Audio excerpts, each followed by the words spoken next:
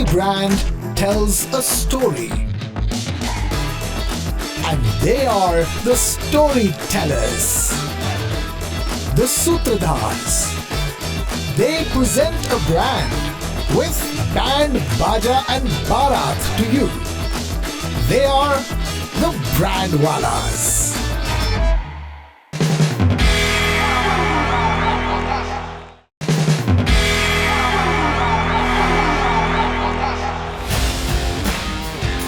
In a sector where trust, innovation and customer experience define success, marketing leaders play a decisive role in shaping the future of financial services. On this special edition of the Brandwallahs, we bring you the best of the best conversations with some of the most dynamic CMOs from the financial services sector. In insurance, marketing leaders are working to simplify complex products and create deeper awareness. And in the asset management industry, they are building confidence among investors and positioning their brands as trusted partners in wealth creation. They share insights on how brands are building deeper connections with customers, driving digital adoption and navigating regulatory challenges while staying competitive. From redefining trust in a digital-first era to creating campaigns that resonate with millions, these leaders are setting the tone for the industry's transformation. And they share their strategies, challenges, and vision for the future of financial services marketing.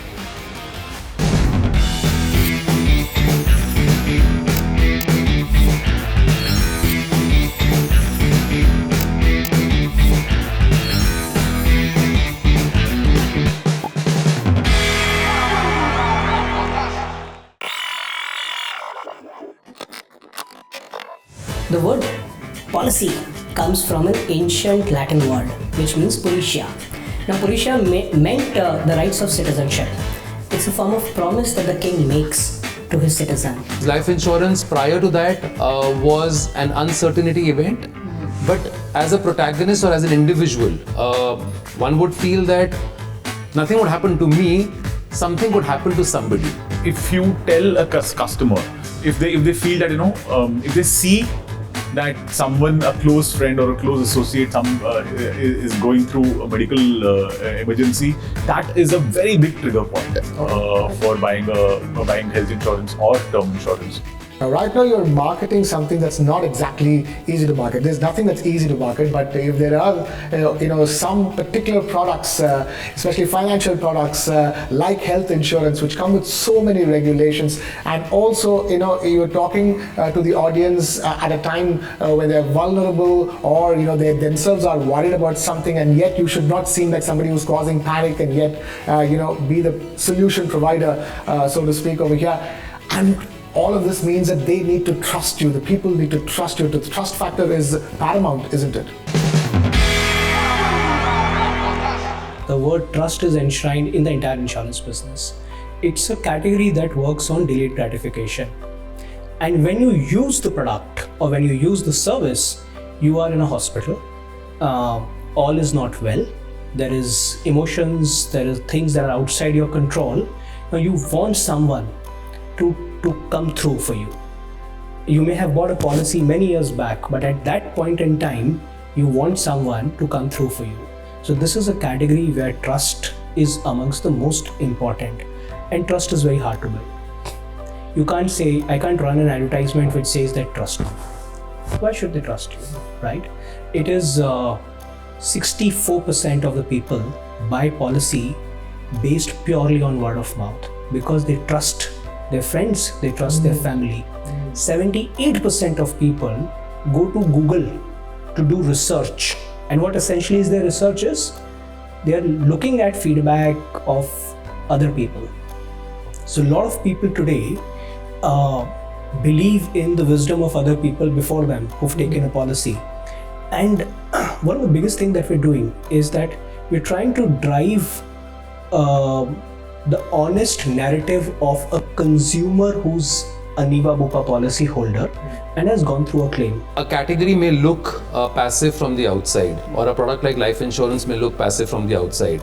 But once you're in it and once you realize the inherent importance of any insurance, but more importantly life insurance, I think it just makes you believe that okay, you are in a category where there's gravitas, there's substance, and there is a material importance to the entire livelihood of a household in that sense. And again, these 7 odd years in this category and on this brand has also had, much like all of us, this entire fillip, or I would say an odd experience of a pandemic, which is, by the way, just given us signals which are far beyond. Because life insurance prior to that was an uncertainty event, but as a protagonist or as an individual, one would feel that nothing would happen to me, something could happen to somebody. We're also having this conversation at a time when, health insurance or term insurance, health insurance premiums per se, is the talk of the town, how high they're going, and people are rethinking, whether, after the rush has now, time has come for a rethink as well. What is, how do you, in this kind of an environment, how do you market health insurance? We recently did a research in which, people grossly underestimate the cost of medical expenditure. Like, for example, they think that all the heart attack, critical illness like cancer and all these are going to cost them less than 5 lakh or 10 lakh, and which is not the case. If you go and other behavior of Indian in India, or normal human behavior, is that if someone is unwell, you want the best for them, right? You want the best doctor, best hospital, best facility, but all of this costs. So all of this has a huge cost. So where do you go for it? So people either end up selling their ancestral properties, or they take a loan from family, or loan from the banks also. So, but if you have a health insurance, then you pretty much sorted, and there is enough peace of mind. And affordability, yes, could be a challenge, because insurance is not a priority. They might be okay spending in the 5-star fine dine restaurant, but the insurance premium payment would be a challenge. Now imagine a situation if a hospital bill cost goes up, by default your premium will go up. So what is happening, the entire ecosystem, what I mean that government and the insurance company, they have come together and they are talking to the hospitals in terms of ensuring that how do we sort of control the cost. Like, how can, like, we are pretty much aware, we have expertise here, we have the experts here who can go and talk and have that kind of conversation. Government is pushing us to do that, they are with us, behind us, to ensure that the rising costs stay down and hence the premium stays down. These days, the consumers who are aware, at least, when they're trying to choose an insurance policy, they're told to look at a metric called CSR, which is the claim settlement ratio. You see an insurance provider with a high claim settlement ratio, then you're safer in the hands of that, because of course settlement of claims is the big debating point over here. But tell us, when it comes to your marketing campaigns, do you also prominently put your claim settlement ratio or CSR? That's one thing which I have taken a call that I don't want to talk about, predominantly because what tends to happen that there are multiple kinds of terms and terminologies which consumers may or may not understand. Okay. Now imagine something like, even if someone has not been paid anything and his file is closed, technically even that's also called a settled claim. Okay. Without something getting paid. Okay. So I'm saying that we don't want to bombard the consumers with all the numbers and the data and everything. Of course, if you want to have a look at the number, just go and look at the IRDA website. All those things are just mentioned there. We don't have to report that. So those things are available publicly. The insurance regulator has it on their website. Yeah. The government is doing a great job out there. What we as an industry do, or what we are trying to do here, that we are just trying to tell them or convince them, like your first one, the one that you were trying to say, that how do we educate them? How do we ensure that they go and buy insurance? What's the relevance of the insurance in their life? And you don't want to educate them about CSR? No, of course. Because you think it's irrelevant. Of course, it's very relevant, very important. But then again, having said that, do you want to tell them in an ad or in a communication? Okay. So that's something that. So it's important they understand what is claim settlement ratio, Absolutely. but that doesn't exactly feature prominently on your marketing campaign. Yes. It may not feature, so it can feature in multiple other collaterals.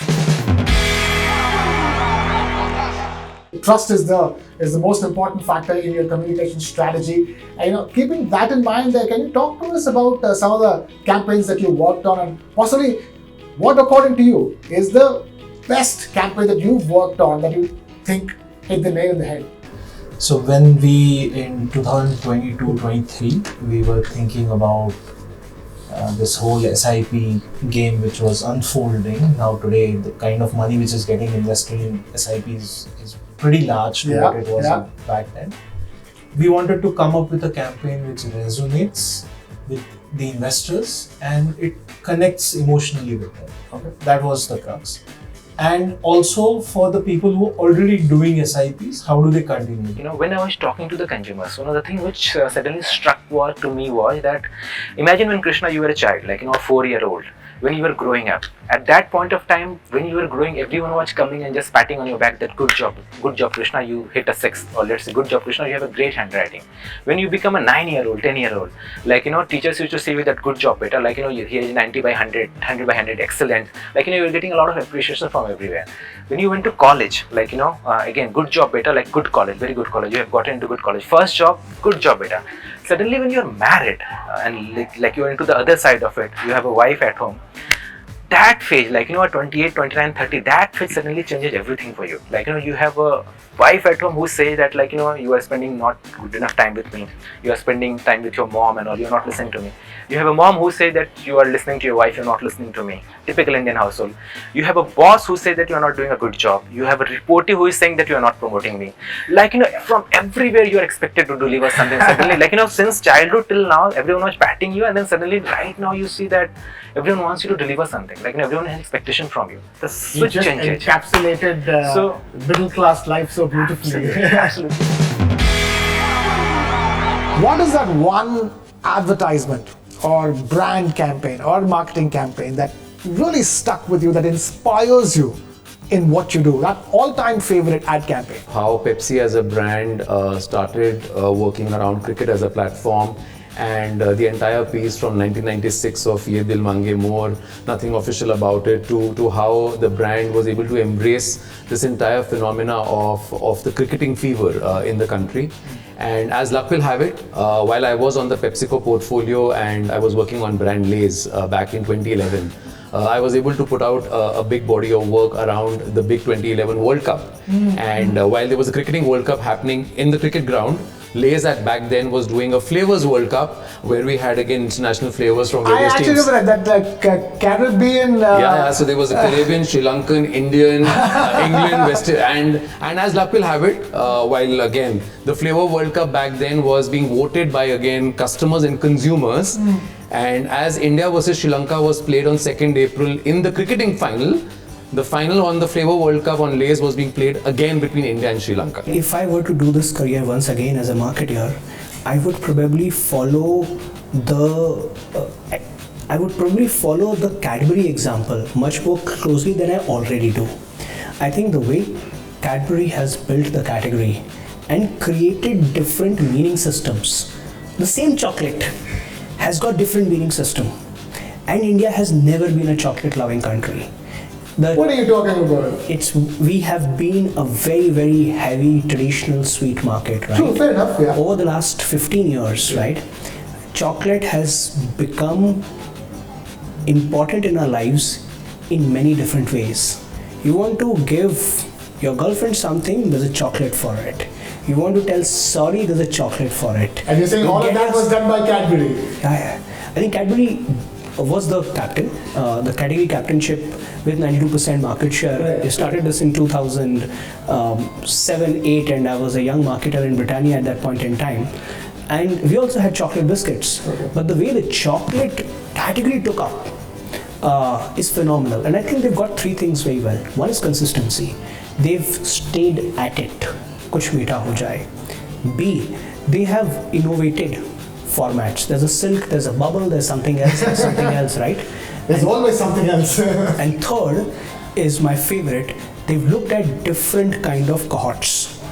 So there's a girlfriend, there's an elderly couple, there is a social relevance, etc. It's a conversation starter somewhere. It's I'm sorry somewhere. Bas kuch meetha ho jaye. Kuch meetha ho jaye. I think for me the foremost campaign which stands out is not so much of how it was advertised, Okay. but how it was delivered, and that of course became the tagline and it evolved. It can't get better than the 2007 iPhone. launch, right? Because it was not about a phone, it was about telling you what all you have in just one product, right? And I think that has been the efforts of that brand over a period of time, the way they've advertised.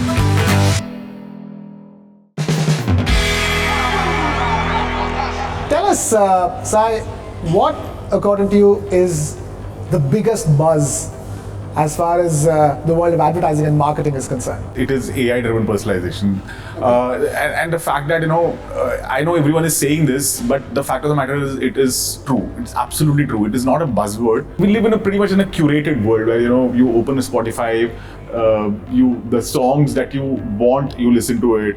You open a Netflix, the recommendation engine and the AI engine are so strong that you're living in that world. So pretty much AI-driven personalization is going to be the next big thing, and it is a buzzword. The chat GPT of the world, or let's say the co-pilot of the world, all these guys, like suddenly they have come in, and there are so many AI kind of tools which have just suddenly come up, and they are really useful. Like if you start using them, you will see them that they can make your life really easy, whether from copywriting, whether from image creation, whether from design, even creating proper videos. Like it's just there. The thing is that you have to learn to make use of it and customize it according to your need. And it's just growing. Like it's growing like this, and we are, I think, I think we are in that part, like the higher curve part. The deep part is gone already, and like you were saying, DeepSeek and also all the tools, they are just coming and extrapolating. Yeah. And that's completely transforming marketing as well, isn't it? Recently, I was reading a book, and very important to give a context. And the book says "Future of No Work." Right? So as things are, you are employing a lot of services, you're employing a lot of genetic AI to do your work, which will actually free up a lot of your time, and that should go to more creative work, right? So the buzzword which is there is, how do you use Gen AI to work for your campaigns, yet how do you remain more organic?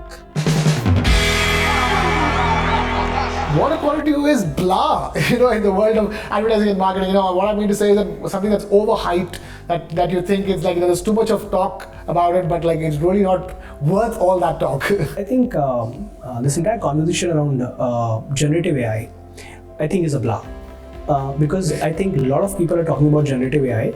We've gone to a lot of workshops, we are doing a lot of use cases, but is it worth the conversation and the chatter is it driving? I'm not sure. It definitely helps us do few things more efficiently. But when has marketing been a big fan of efficiency?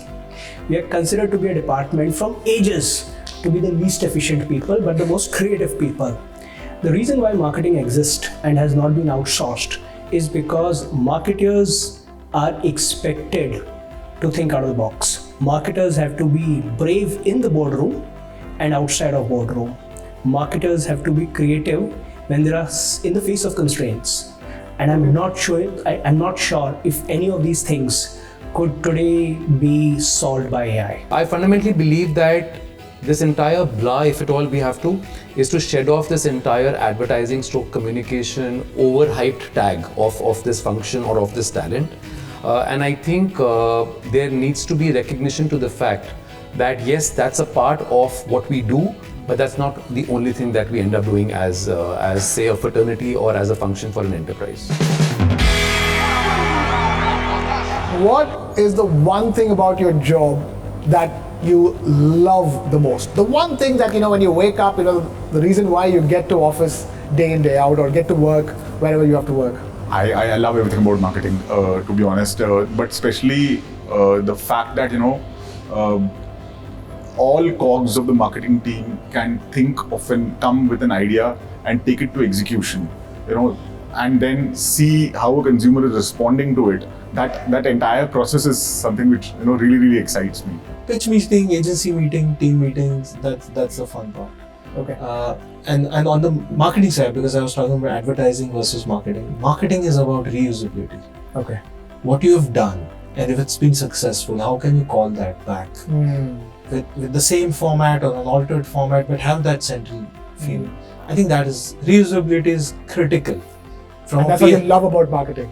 From a P&L perspective, reusability is very, very Storytelling. And that's how I like to, by the way, introduce myself. I never end up introduce myself as a business leader or as a marketer. I end up saying that I am a storyteller for life till date, because I think that's what excited me.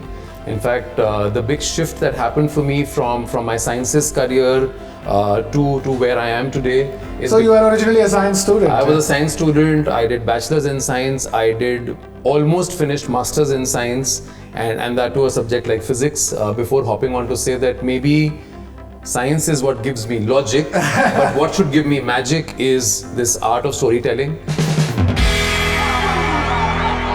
Tell us, what is the one thing about your job that you just don't like, that you detest? And if I were to say the one thing about your job that you hate the most, what would that be? See, it happens once a year. I'm so thankful it only happens once a year. I hate bell curves. I hate bell curve conversations with my people. I just said that I have a very, very talented team. And I wish there was a solve for bell curves, which HR folks adopt. I think putting diverse set of people into a sinusoidal curve is something that I really hate. Indecision not from my end per se, but if you were to look at, say, a particular work stream, and invariably if we have to keep discussing and iterating it without knowing when to decide, when to go live, when to take action, I think it tends to sap out my energy for sure, in that sense. And with one of my erstwhile managers, I picked up this line that he used to say, and I used to then suddenly relate to myself that what I used to call indecision is what that other gentleman used to say, done is better than perfect. So I used to say, and I say this to my team day in, day out, done is better than perfect. Perfect is ideal, done is real. Let's do the real, learn, and get to the ideal. I hate when everyone thinks they're a marketer. Because everyone has a point of view on a piece of communication, and they think that everyone can do marketing. Okay, if I would actually, everybody in this country is a cricket expert. Everybody in this country is a movie expert. Yes, absolutely. Everybody is a marketing expert. Everyone is marketing expert, yeah. Tell us, where do you see marketing headed in the near future? Because the game is being disrupted on a daily basis by artificial intelligence and other new emerging technologies, and of course consumer behavior, which is changing faster than technology, if not as fast as technology. Forms change. At some point of time, digital came up, became big. When social came up, became big. Today, delivery platforms are becoming bigger. How do we communicate to them? The content is changing at ferocious pace. What people are consuming is changing. So there's an evolution which is happening, and we have to live with it. Yeah. So going forward, there are a few things. I think I spoke about Gen AI-led personalization.